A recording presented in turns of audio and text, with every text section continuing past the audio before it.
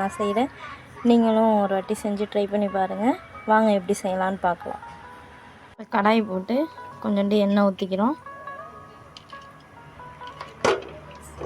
எண்ணெய் சூடாகட்டும். எண்ணெய் சூடாகிட்டு 2 இலை, பட்டை, கிராம்பு போட்டு நல்லா பொரியட்டும். வெங்காயம் போட்டு வதக்கிக்கணும் நல்லா.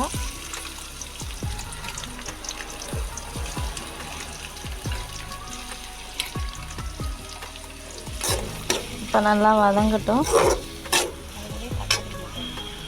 அதுக்கூட இப்போ தக்காளியும் போட்டுருவோம். போட்டு நல்லா வதக்குவோம். இப்போ உப்பு கொஞ்சோண்டு போட்டுக்கிறோம். உப்பு போட்டால் வெங்காயம் கொஞ்சம் சீக்கிரமாக வதங்குறதுக்காக உப்பு போட்டுக்கிறோம். இப்போ கொஞ்சமாக இஞ்சி பூண்டு பேஸ்ட்டு போட்டு நல்லா அந்த இஞ்சி பூண்டு பச்சை வாசம் போகிற அளவுக்கு நல்லா வதக்கிப்போம். இப்போ 1/4 ஸ்பூன் மஞ்சள்தூள் போட்டுக்கிறோம். இப்போ 1 ஸ்பூன் சோம்புத்தூள் போட்டுக்கிறோம். உருளைக்கிழங்கும் பச்சை பட்டாணியும் நான் வேக வச்சு எடுத்துருக்கேன். இது தேங்காய், சோம்பு, கசகசா, பச்சை மிளகா, பொட்டுக்கடலை எல்லாத்தையும் தனியாக நம்ம அரைச்சி எடுத்துக்குவோம். பேஸ்ட் மாரி இந்த அளவுக்கு கொரகொரப்பாக அரைச்சி எடுத்துங்க. இப்போ அரைச்சி வச்சுருந்த பேஸ்ட்டை அதில் ஊற்றிக்கிறோம்.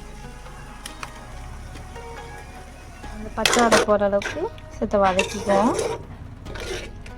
வாசம் போயிட்டு உங்களுக்கு தேவையான அளவு தண்ணி ஊற்றிக்கிறோம். இப்போ நல்லா கொதிக்கட்டும். இப்போ வேக வச்சுருக்க உருளைக்கிழங்கும் பட்டாணியும் அதில் போட்டுக்குவோம்.